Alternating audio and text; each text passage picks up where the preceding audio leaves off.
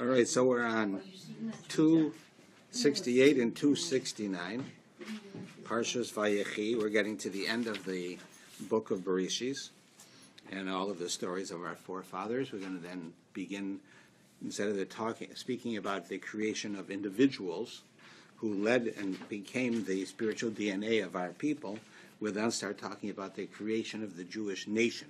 That's next week. This week we're still at the conclusion of this, and it begins, Vayechi Yaakov Be'eretz Mitzrayim Sheva Esra Shana. Yaakov lived in the land of Egypt for 17 years.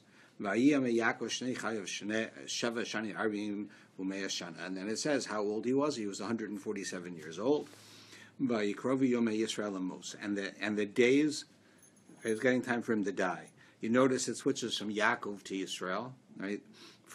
And that's because, in general, when the Torah is referring to Yaakov as an individual who is the father of 12 sons, who is a special, extraordinary person in the world, but he is the person Yaakov, right, the son of Yitzchak, who, as great as he was, and how he affected the whole world, nevertheless he was Yaakov.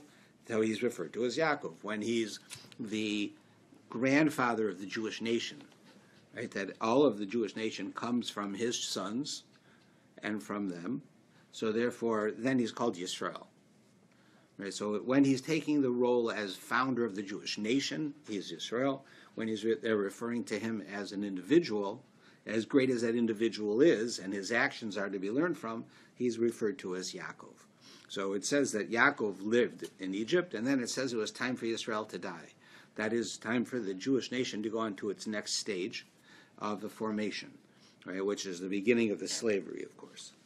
So, and then it goes on. So there it says that he calls for his son, for Yosef, and he says, if you feel it's the appropriate thing, put your hand under my thigh, and you should do an act of chesed and emes for me, of kindness and truth.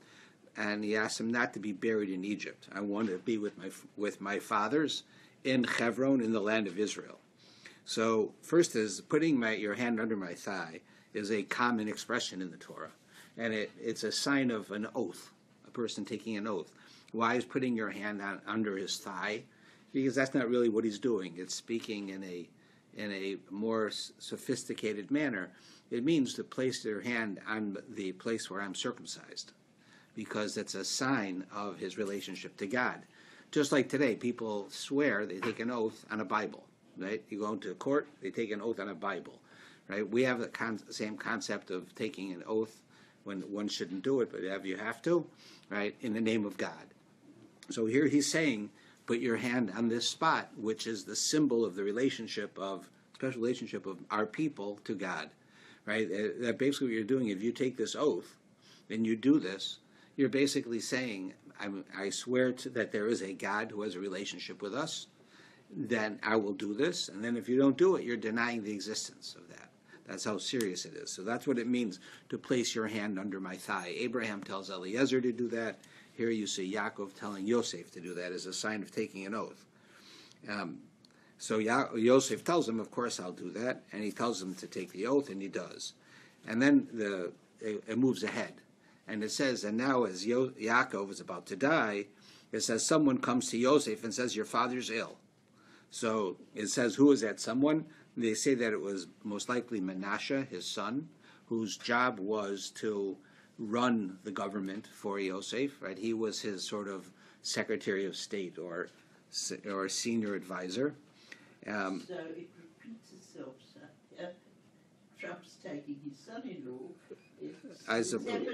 Well, I hope it's repeating itself. So then Yosef goes, he takes his sons, and he goes to see his father. And Jacob was told, your son Yosef has come to see you. So now it says, Jacob was told, but Yisrael sits up. In the same sentence, they change his name. Because now he is the founder of the Jewish people, and he's going to give a blessing to the next generation of the Jewish people. So Jacob says to Joseph, right, God has appeared to me, and so forth, and he told me what's going to be, and that Avram and Menashe should be to me like Reuven and Shimon. In other words, your children should be like my children. not like my grandchildren. There's a closer relationship. They're not the same as the others of their generation.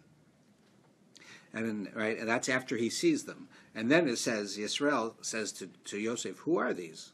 Right? He just tells them, he sees Ephraim and Manasseh. He talks to Yosef about Ephraim and Manasseh. Then he looks at Ephraim and Manasseh and he says, who is this? Of course he knew who it was. What is he asking? And Joseph says, these are my sons that God gave me. And he says, bring them to me and I'll bless them. Now here is where you have the famous story of the blessing of the sons. You have a famous Rembrandt painting of this, which is actually quite accurate in this depiction. Rembrandt had relationships with a lot of the Jewish leaders in his time, and he had a good understanding. The way we envision this, based on the commentary, is that Ephraim and Manasseh are standing before Jacob, right, as it says, and he says, Joseph took the two of them, Ephraim with his right hand to Israel's left, and Manasseh with his left hand to Israel's right, and he brought them close. But then what happens is that Jacob reverses his hands. It says he puts his right hand, and he puts it on Ephraim's head, even though he was younger, and his left hand on Manasseh's head. So why is that? And that was because Ephraim was going to be greater than Manasseh, and Yaakov wanted to give the blessing on the right blessing, right, the blessing from the right side, which is the stronger side, to the younger son, who was the one who was going to be the leader eventually. And Manasseh was, even though he was the firstborn, was going to take a secondary role to his brother. So you see that Yaakov, it says, what we see is it appears that Yaakov reverses his hands like this, right, in a cross. That's the standard understanding. I heard a class a number of months ago where that's actually not what happened. And if you look at the picture of Rembrandt that he does, you see that Yaakov does not have his hands crossed. That, according to the person that I studied with, he was saying that that's not found literally in the words, anywhere that says that he crossed his hands. And this was a later addition in the comments by the Christians, who wanted to try to show how already in the days of Yaakov, you symbolize their Messiah by crossing his hands, or the word cross is the important word, and that he would bless the younger over the older, which is the younger religion against its older brother, the religion. And therefore, the depiction that most of us have, according to this class I took, says that in our mind, when we see Yaakov reversing his hands, right, that's actually a Christian interpretation, and it doesn't say that here. It just says he puts his right hand on the head of the one who's on the other side, but it doesn't say that he does them both at the same time. And if you look at the picture of Rembrandt, he has his right hand on Ephraim's head, and his left hand is rubbing the cheek of Manasseh. Right? They're not like this at all. It's like this. He's got a hand crossed over, and then his left hand, he's just rubbing the other boy's cheek, who's clearly going to be upset because his younger brother's getting the blessing first. Right? So here, that's how he depicts it. And that, according to the person who was a very reliable, well-known Torah scholar, is how it really happened, that there was no crossing of the hands. And it doesn't say it, right? It just says that he put his right hand on the boy who was on the left, and his left hand on the boy who was on the right, but it wasn't necessarily simultaneous. It was one after another. So, and it says that Yosef saw what his father was doing, and he thinks that his father is getting senile, that his father is not seeing correctly, or his mind is slipping. So he says, no, you got it in the wrong place, and his father knows, I know. They'll both be great, but the younger one will be greater than the older, so he's giving him the blessing. Now, this is, of course, you'd think, sort of seems somewhat inappropriate that Yaakov would cause the older son to have these feelings towards his younger brother by doing this in front of him, right? Right in front of him. And clearly it had to be that Yaakov was so far above this idea of sibling rivalry and so forth that he couldn't even understand it, because this happened throughout his life, the same thing, right? You have Yaakov, right, taking the blessings of his older brother, Esau, right? And you see Yaakov treating Yosef, the youngest, right, who's at that point the youngest, treating him special while the other brothers are not, right? You see now that he's treating Ephraim greater than Manasseh, even though Manasseh is the eldest. You think by now Yaakov would have learned the lesson? So clearly, Yaakov is not seeing this. Now, we can't put our feelings or our shortcomings into our forefathers. They were much greater people. And what really happened is probably something much more subtle. But the Torah always writes things in very extreme ways so that we get the message. And the Torah is giving us a message here that Yaakov is continually doing the same error of treating children in a way where the older one is being treated less than the younger one, and that there's not much consideration, appears to be, for the feelings of them, of what's going on. And that it must be that Yaakov was so ingrained in him to not have those types of feelings about others, to treat others, and to understand how he treats others, and he would basically presume that people will respond the same way he does, and they didn't. People did not respond the way he did, and you find struggles throughout the Torah, right? Like Yosef and his brothers being the best one, where there's a lot of things happen because he showed this favoritism. But clearly, that's who Yaakov was. And then he says, again, he does the same thing next. And then it says that Yaakov calls for his sons, and he tells his sons to do the following. He tells his sons to stand around his bed. He's going to die now. He's in his deathbed. So he wants to have his family with him, which is totally appropriate and expected. But he says, I'm going to bless them. And what does he do? And he blesses each one. And when he blesses them, he tells them their strengths and their weaknesses, both.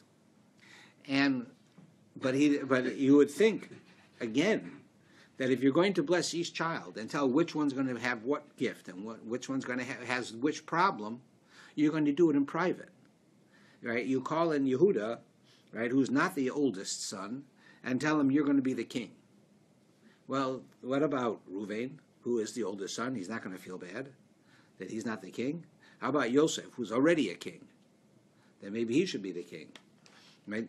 But nevertheless, Yaakov doesn't seem to see this. And he puts them all around his bed at the same time. So they all should see, they should all hear what he says to each one, meaning that he doesn't believe that they'll have any type of rivalry over it. So he must have been so separated from this in his life that he still can't see it, even in the last act of his life. Now, the commentaries tell us that one of the reasons why he did this was that this is a very trying time for the sons. You can imagine, here they are in Egypt, right, a new land. Yosef, who they hated and tried to kill, is in charge. He has the power to kill them if he wants to. Their father is dying. So it's an extremely, extremely difficult time. And what he does is he puts them all together. And basically we get an understanding from this is that Yaakov is saying that if my sons can stand around me and listen to what I'm saying and not fight with each other, so then this is a sign for the future, that they should be able to do this. And we look further in the Torah, and we see when they describe how the Jews went through the desert, they had the Torah and the Aron, right, where the Torah was kept, in the center, and everybody walked around, stood around it, but it was in the center. And if you looked at the way the tribes stood, they stood in the same place, symbolically that their father stood at the bedside of their grandfather.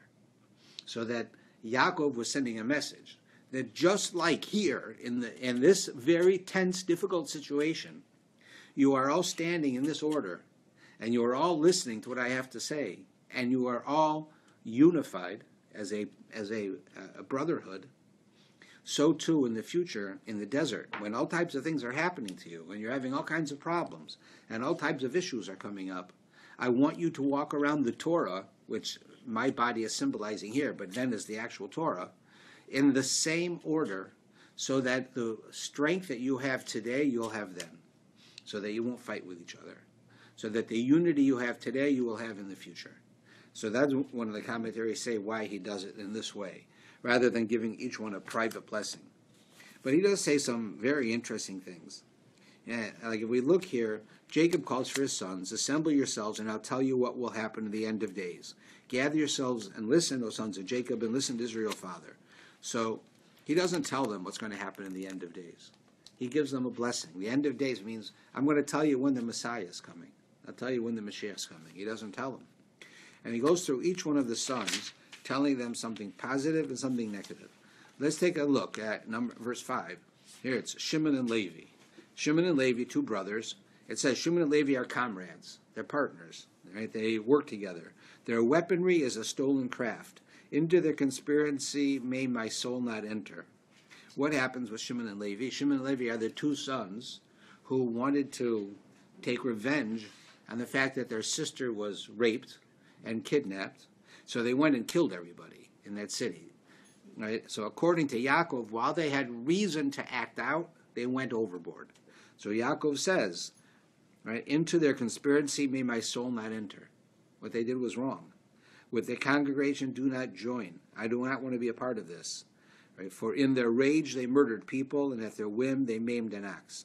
Accursed is their rage, for it is intense, and their wrath, for it is harsh. I will separate them within Jacob, I will disperse them in Israel. Separate them within Jacob and disperse them within Israel. Okay, there's a simple meaning. But Rashi quotes a medrash here saying that this was Yaakov saying that Shimon and Levi will be the school teachers and the rabbis in the future.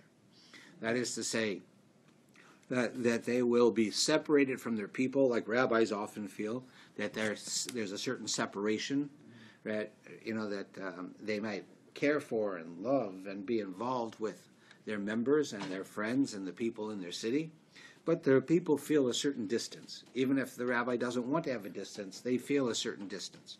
So that's separating. And then you'd be scattered throughout the land are school teachers who are in different cities at different times, teaching different kids, moving from city to city, and therefore it's referring to that. But if we say that based on this medrash, that here, imagine, Yaakov is telling his two sons, what you did, your passion was so strong that you went and murdered people, it wasn't right. So I'm going to give you a blessing that you're going to be the rabbis and the teachers of the community. What's one got to do with the other? Like, why? Because you acted this way. And I think the answer is that in order to be a rabbi or a teacher, to be able to either convey the truth to adults, that they should understand how to act correctly, even if sometimes it's hard to do for the rabbi and hard to do for the person to listen, or they want to take a child who's like a piece of putty, and you want to make him have a love for Judaism, you need passionate people. You need people who have a passion, who has a fire inside of them. And you have people who have that passion, have that fire, have that desire to convey, and that desire to do what's right, even if it's costs them, there's ramifications. That's the offspring of Shimon and Levi. Because Shimon and Levi had that. They just misused it. They used it in a way that Yaakov said, I don't want any part of it. Yaakov does not say that they shouldn't do it. They shouldn't do it. He didn't want them to do it. But he doesn't say that your actions, right, what you did with your passion was wrong. He says, I don't want any part of it. Right? It's not right. But I don't want to destroy your passion. Your passion you have to use for good. Your emotions you have to use for good. Who but a passionate person can teach an 8-year-old boy to love Judaism? A person who loves Judaism with a real passion can teach him. A person who doesn't have it is going to have trouble. So that's why he decides, and he says this about Shimon and Levi. And it goes on to say, Yehuda, your brother shall acknowledge, your hand will be at your enemies, as the enemy's nape. Your father's sons will prostrate themselves to you. A lion cub is Judah from the prey, my son. You elevated yourself. He crouches, lies down like a lion, and like an awesome lion who dares rouse him. The scepter shall not depart from Yehuda, nor a scholar from among descendants. So here it's telling you that Yehuda will be the king. All leadership will come through Yehuda. Now, there's a number of things to learn about this. One thing that's important is that there was a time in history which we just celebrated in the story of Hanukkah. And in that time, you have a group among the Jews who saved the Jews. That's called the Hashmonim. The Hashmonim saved the Jews. Right? They led a war that caused ultimately that the Jews should take back possession of Israel and be allowed to practice Judaism. and they were Kohanim. And then one of the results of their doing this was that they went and they felt the need that they had to take over the kingship. They would be the king. Now, it was right for them to go and to fight for Judaism. It was wrong for them to be the king. And the Talmud says that if anybody comes to you and says, I'm from the people, I've traced my lineage back to the Hashmonim, they're lying. Because there is nobody anymore from the Hashmonim. They were destroyed because of what they did. So you're saying, on the one hand, they saved Judaism. On the other hand, they became the king. Okay, you shouldn't be the king, but you're going to destroy them? And that's the point. The point is, the ends are not justified by the means.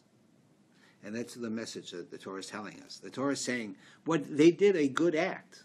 They saved Judaism. But then, as a part of it, they felt that they had to do something else, which was wrong. So it's not right to do something wrong in order to do something right. You're not allowed to do something wrong in order to do something right. I can't steal money from a bad guy and give it to charity, even if he's a bad guy, even if he stole the money, even if by my stealing the money he can't do crime anymore. And I give all of the money to charity. I'm not allowed to do that. You can't go and justify doing a good deed by way of a bad deed. This happens on so many levels, and I speak about it regularly in shul. Right? My most famous example is how on Fridays you go over to the shopping mall here, right, to go to buy flowers, right, and you can go from the parking lot to the shopping plaza probably in 10 feet. 10 yards if it's so packed that you're way in the back. That takes you about 20 seconds. But everybody has it in their head that they've got to park in the fire lane, which is illegal. And in this plaza, because of how it's built, it blocks the road. So you can't get in or out. So what happens is that some chacham decides he has to buy flowers for his wife. It's a mitzvah to buy flowers for your wife for Shabbos. He has to go pick up the dry cleaning. It's a mitzvah to have a clean suit for Shabbos. He has to go to the hummus place and buy hummus to have oneg Shabbos in his house. All mitzvahs. And he goes and parks in the fire lane because I'm only going to be a minute. And now nobody can get in or out because he never takes a minute. Some guy stops him and they start talking and he forgets and no one's going to mind. And and what does he do? He buys his flowers at my expense, at your expense, because you can't get in or out, you can't move, you're stuck there because this guy, he needed an extra 3 seconds from the parking lot right to the store, so he parked illegally. That's what it's talking about, right? If you one of my friends tells a story how that the shul he goes to, right, the parking lot's not big enough, so people park on the road. So what happens by the time if his mincha is like 4 o'clock, so by the time you get to shul, the parking lot's full and the street's full. So you double park. Well, why not double park? That guy I'm parking on is going to mincha. I'm going to mincha. So when I finish mincha, I'll come out. He'll be coming out, and he'll be able to go, and I can go. So I'll double park. But it's illegal to double park. And what happens is, for all of us chachamim, we go into shul for mincha, and we don't come out so fast. This guy asks you a question, this guy has this guy wants that, maybe they're making a small kiddush and you're having some herring, and that guy is sitting in his car and can't go home because you double parked. So your mitzvah of going to shul, right, caused an imposition of someone else. He paid for you to go to shul because you had to block him in. You're doing a good deed, but you're doing it in a way that's not a good deed. And that's exactly what the Hashmonim did. And that's why that you have this lesson that the Hashmonim, who saved Judaism, without them, very well, Judaism would not be in the same place it is today. And yet, because they went and felt that it was the necessity to become a king, when the Torah says right here, only Yehuda is king, and the Hashmonim were Kohanim, they weren't from Yehuda, they were wiped out. There's none of them anymore. It's a big punishment, right? But it teaches us a lesson. You can't justify your end by the means you take. The means must be done correctly, and that's what he's saying. So now it goes on even further.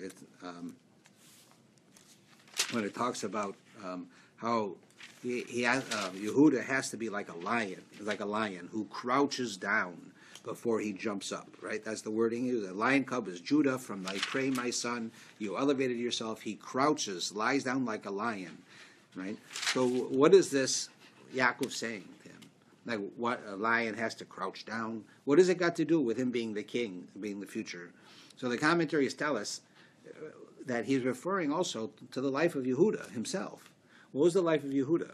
Yehuda was a great, very majestic, and very regal person. And he was a judge. And we know the story from a few weeks ago, how you have the story of Yehuda and Tamar, where this beautiful woman, this righteous, beautiful woman, marries Yehuda's oldest son, and he doesn't want to spoil her looks by getting her pregnant. So he acts inappropriately, it says in the Torah, and God kills him. He dies. So she marries the other brother, another brother. Because there's an idea of having a child with your husband, so she marries a second brother. And he sees how beautiful she is too. He doesn't want to spoil her looks by her getting pregnant. He does the same thing, and he dies. Now she comes to Yehuda, and she says, I want your other son. She's a righteous woman. She wants to do what's right. I want your other son. He says, you killed 2 of my kids. I'm not giving you him. He's the only one I got left. Anyways, he's too young to get married. So she sees that it's a bluff. That Yehuda just doesn't want her to have him because he's afraid they're going to die. He doesn't know that they deserved it, what they did, right? Only God knows that, and she knows it because she was there. So she wants a third son to come and give her a child, to do it appropriately.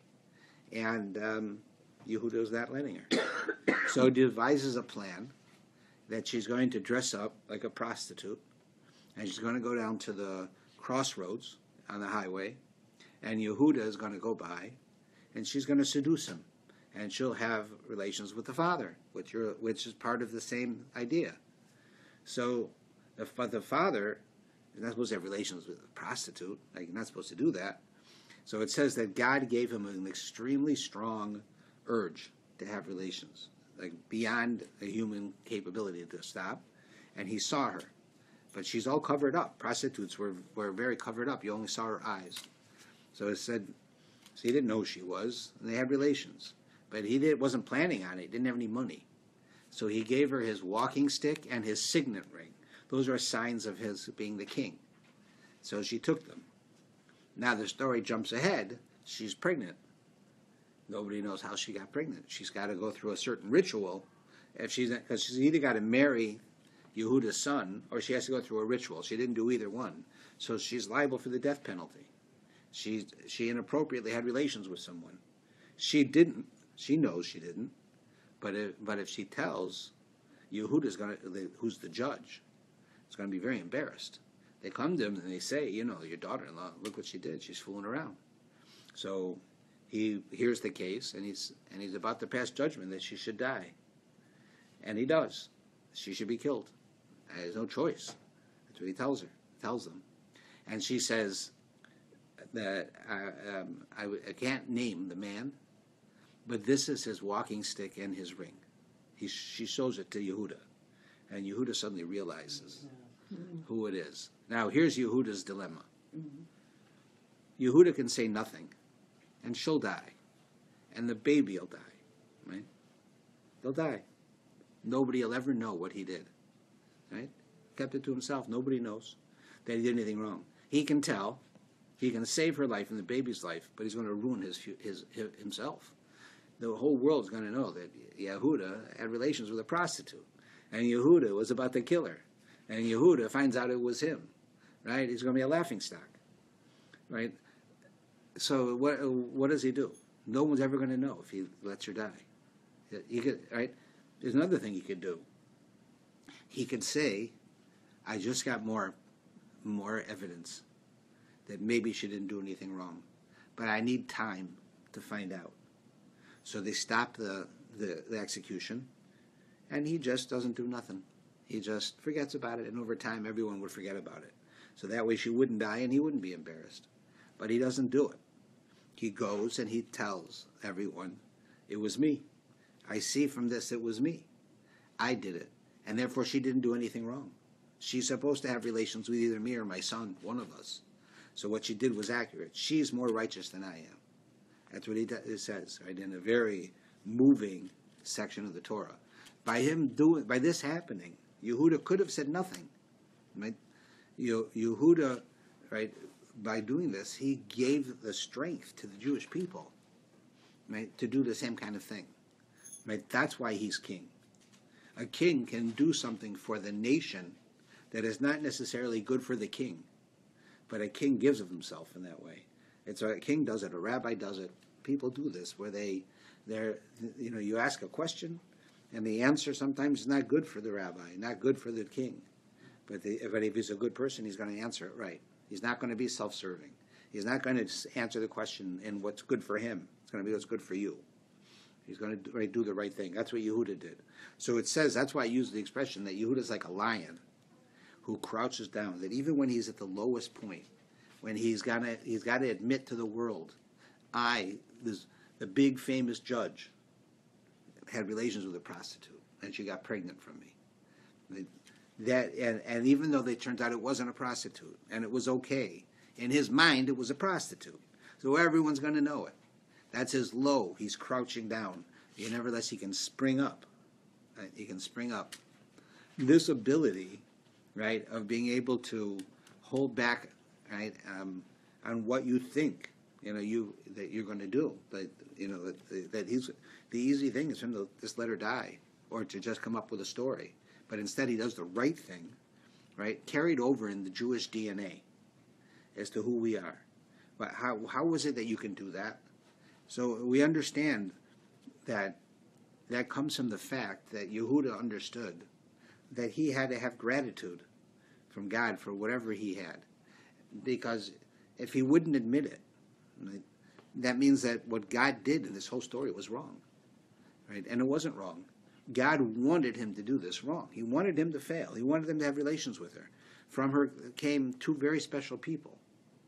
And she got pregnant with twins from him. And it was the right thing ultimately. And he wasn't doing the right thing ultimately. And therefore God led him to do it.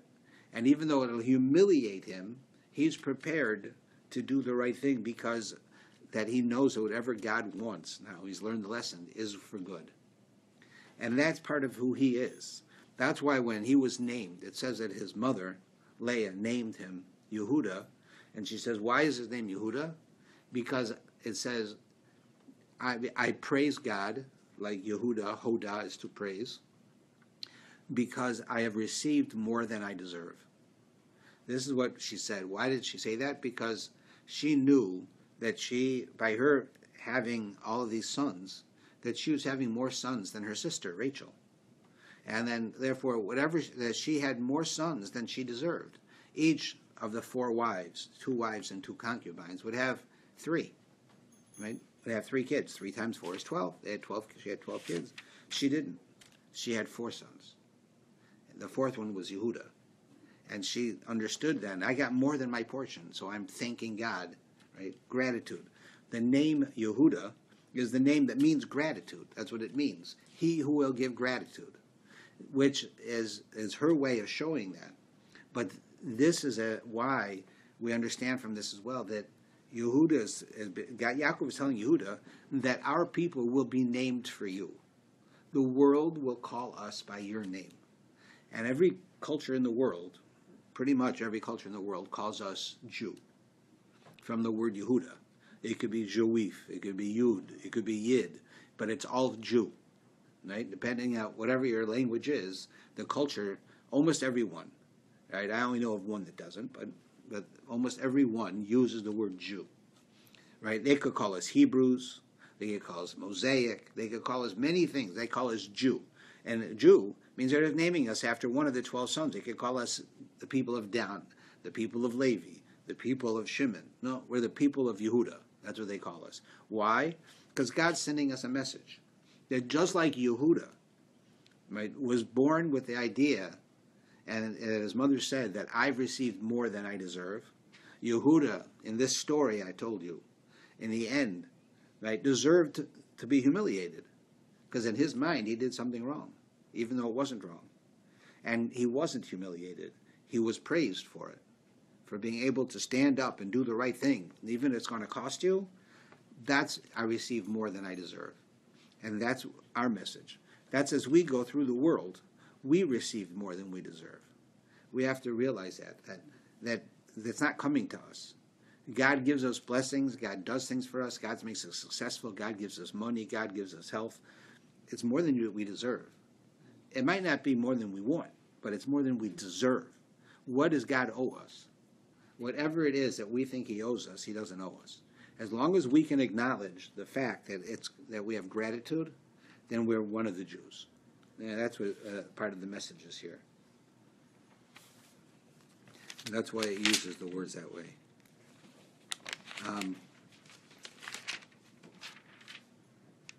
There's an interesting one here. If you look at the bottom of 279, where he gives a blessing to Dan in Hebrew, it says, Dan will avenge his people. The tribes of Israel will be united as one. Dan will be a serpent on the highway, a viper by the path that bites a horse's heel so its rider falls backward. For your salvation do I long, O Hashem. Right, what's going on here? So Dan will avenge his people. This is a prophecy that Yaakov is having about a person who comes up later in history known as Samson. Shimshon was from the tribe of Dan. Shimshon was the Messiah. He was Mashiach. He was born to be Mashiach, and he failed. Right? You have false messiahs and you have failed messiahs. Dun's son Shimshon, his relative, was a failed messiah, and it says he's come to avenge his people because the Plishtim had taken over everything and they were humiliating the Jews. So Shimshon's job was to come and to lead the Jews to victory against the Plishtim, the Philistines. Right? So he'll avenge his people. Right? He will be like a snake that bites the horse that causes the rider to fall off. He would be like an insignificant soldier, like the Jewish people, against the great Philistines. Will be like just biting, a little bite in the heel of the horse causes the whole horse to jump. The rider, right, that's the human who is actually guiding it, falls off. Right, so that's what Shimshon will be, and he does to a certain extent. Right, he goes and he causes the Philistines to lose the war, and he causes the temple to fall in on him. Right, you know the whole story about what happens with him, and ultimately he's killed because of it. He failed as Messiah, but he was supposed to be the Messiah, and you can tell that. Because remember I said in the beginning, gather together my sons and I'm going to tell you about the end of time. And he doesn't tell them. Nowhere does he say about the end of time. He says right here, I went one page too far. On this one, right, his rider falls backward. Then it says, for your salvation do I long, Hashem. Yeshua secha kavisi Hashem. I await for your salvation. Let's act it out. Yaakov is telling the brachas to all of his kids. He looks over at Dun. He tells Dun, you will be like a snake that will bite the horse, will cause the rider to fall down. And suddenly he stops. He stops right there. And he looks to the heavens and he says, God, I await. I await your salvation. Then he goes back to the blessings. What happens is this. Yaakov was going to tell them right there when the Messiah was coming. That was Shimshon. He sees in his prophecy that Shimshon fails, which we know he fails, because for us it's history.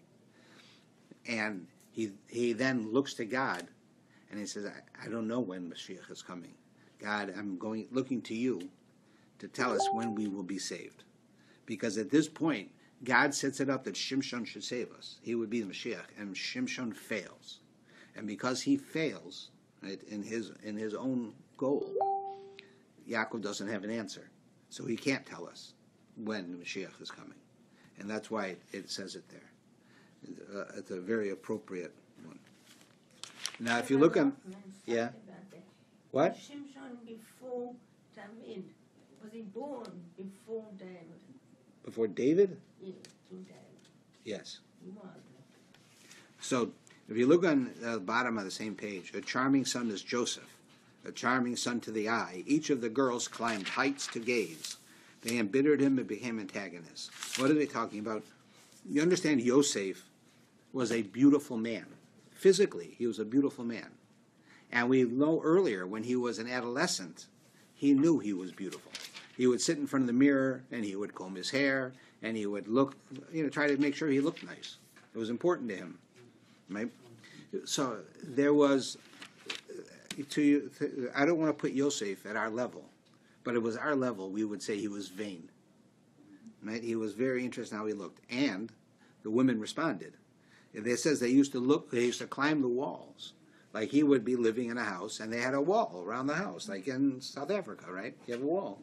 The women would climb the walls and look over the top to see this very handsome man. That's how handsome he was. They wanted to be with him. We know the famous story about his master's wife, Potiphar's wife, wants to sleep with him because he's so handsome, right? And how he has to stand up and not do that. But here you see, right, that he was, right, that the girls climbed heights to gaze at him, right? And eventually they became antagonists, like the wife of Potiphar, that he ended up in jail, right? So the idea being is that there's a very interesting point. You know that at one point in history, Yosef, right, comes from Rachel. And Dinah, his sister, who was born at the same time, comes from Leah. But according to the Medrash, originally, Rachel was carrying Dinah, and Leah was carrying Yosef. That originally, according to the Medrash, it says that, and Leah, when she says, I've received more than my portion, realizes I'm going to have another son. And my sister, not only am I going to have 4 sons, I'm going to have 5. And my sister is only going to have 2, not even 3. She's going to have 2, Binyamin and excuse me, she's going to only have 1, just Binyamin. So she prays to God that God should bless her sister and give her pregnancy, which is a boy, to her sister, and take the one from her, the girl, and give it to her. So the Medrash says that's what happened. So that Rachel gave birth to Yosef. Now, how do they know this? And that's very interesting, because if you look in the Torah, you can actually see a hint to this. And the hint is that Yosef used to spend his time taking care of how he looked, which is stereotypically a feminine act. To sit in front of a mirror and play with his hair, to see how he make himself look nice. How the women became aggressive when they saw him because he was so handsome, which is not the norm. Normally women are more demure, and the men are aggressive. Right? He seemed to have very feminine approach to things. Right? Dinah, on the other hand, it says that it tells us in the Torah that Dinah got kidnapped. Right? Why did she get kidnapped? It's because Dinah went out, the Torah says. And it says that this was not a good thing, because women didn't go out by themselves. They would be accompanied, or they stayed home. They didn't go out among strangers. It says Dinah went out to see the people of the land. And, of course, the men saw her and grabbed her. Right? So the Torah is telling us that who goes out usually is men, not women. Men usually go out. And they might take a woman with them. But women didn't go by themselves. They could get killed. And that's exactly what happens. Right? She gets hurt. So you see she has masculine trait, is to go out like that. So you see from this how it's as if there was a certain amount of each other's traits that were left behind when they switched. The fetus is switched. So it's a hint, right? If you want to figure out how Medrash is developed, it's a hint to the Medrash that is telling us that they switched mothers, right? Because Leah was embarrassed for her sister, who would not have, right, the same number of sons. So therefore she prayed that would happen. And they switched. Rabbi, Dinah never got married, did she? The Medrash says that she married Yosef. That's what it says. In one place, another one says that she married Shimon. Yeah, they say that she married her brother. Remember, this is before the Torah is given, and you're allowed to. And that was after he married Potiphar's daughter. Some say it's that there were more than one wife at the same time. I didn't investigate it that closely, but there are those who say that he married Dinah, and that there's hints to it, and that there's others who say that Shimon did. Shimon took care of her as the oldest brother. but you don't see her going off. She never has children. If she did, it was with Yosef. Put in the genealogical thing here. It doesn't They show. have her, they just don't have her having children. Right. They also don't Everybody show else her has with him. children. They don't show her with the brothers either, being married to No, one. they just put her down. No, because it's Everybody else medrash. and the children and all that. So then the Torah goes on now, and Yaakov is going to die, right? And it doesn't say anywhere that he dies. First thing, it tells us that he got sick, and this is the first time in the Torah that anybody gets sick. You don't see this. According to our tradition, up until this point in history, when there was no such thing as illness. If a person didn't feel good, it was because they had something physically happen to them. Like Abraham was circumcised, so he was recovering, but he didn't get sick. He had something happen, right? There was no sickness, it says, until it says that Yaakov prayed to God that people should get sick before they die, so that they should realize that that they're going to die, and they can make amends with people and talk to their family. So Yaakov asked that people should get sick before they die, and Yaakov was the first one to get sick. Up until that point, if a person sneezed, they died, because you didn't sneeze. It didn't happen. There were no sicknesses, so you didn't sneeze. So from that point on, so here you see it says that Yaakov is sick. They come around him. Then it doesn't tell us that Yaakov dies. It says Yaakov is gathered unto his people. It doesn't use the word that he died. Yeah, with Abraham it says he died. Yitzchak died. Yaakov doesn't say he died. We know it means he died. But why does the Torah not say it? It says instead that he was gathered into his people. From this we understand that in a sense he's still with us. In other words, not just, of course we understand that there are many people like that are still with us, but that he is the founder of the Jewish nation. And that as long as the Jewish nation exists, our grandfather Yaakov will be there with us. He will not allow that to pass. So he was gathered unto his people. He didn't die. Right? In a sense, he was still alive. That's what it seems to say. Now, of course, we also see his body. We also know where he's buried. But it's not necessarily a physical thing. Because then you see, of course, in 285, Joseph falls on his father's face and he weeps and he kisses him. Right? And they go through this whole ritual. And finally, Pharaoh tells him he can go up and bury his father, right, in Israel, which is what they promised. And they did. They go up and they do so. So Yaakov is buried in Israel, and then they come back down. Right? But if you look in the bottom of 287, the brothers now have a dilemma. It says, Joseph's brothers perceived that their father was dead. And they said, perhaps Joseph will nurse hatred against us, and he will repay us for the evil we did to him. They believed that Yosef hated them. That Yosef was going to kill them because of what they did to him. But that he didn't out of love for his father, because he knew what it would do to his father. And they say that he actually promised his father. So it says they instructed that Joseph be told, your father gave orders before his death.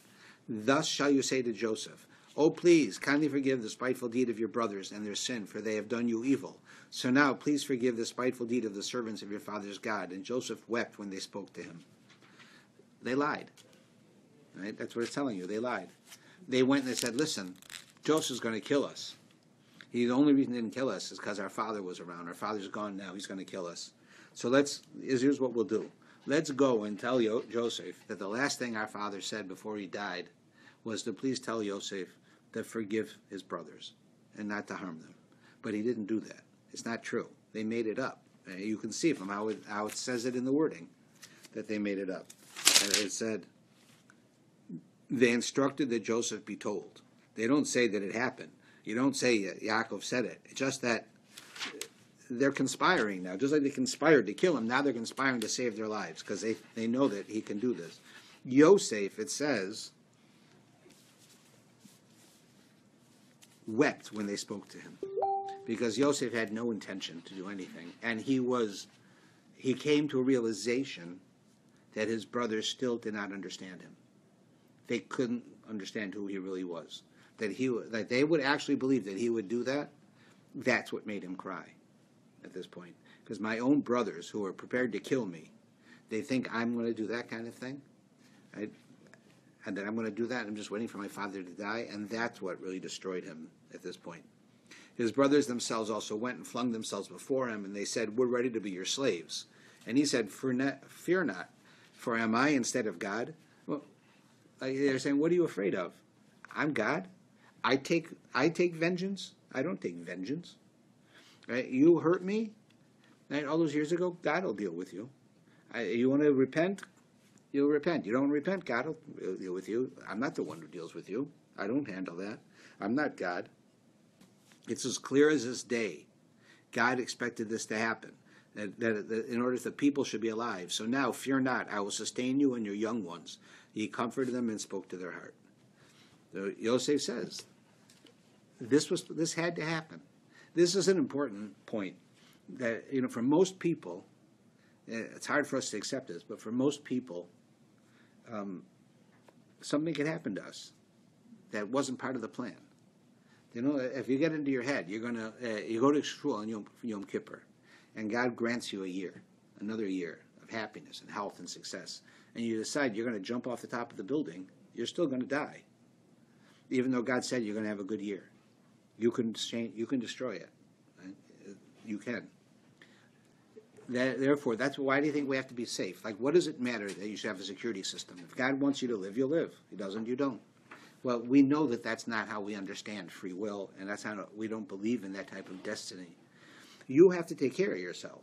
You have to physically take care of yourself. You have to have security. You have to do what the doctor tells you. You have to follow, right, to make sure that you're healthy and that you're safe. Right? It's not, there's destiny. God says, I'll live another year. I can jump off the roof. And God says, I'm going to be wealthy this year, and I'll go out and buy a Ferrari the day after Yom Kippur. I might be, if I didn't spend all the money on the Ferrari, I'd be wealthy. Now I have no money for the rest of the year. I'll starve to death.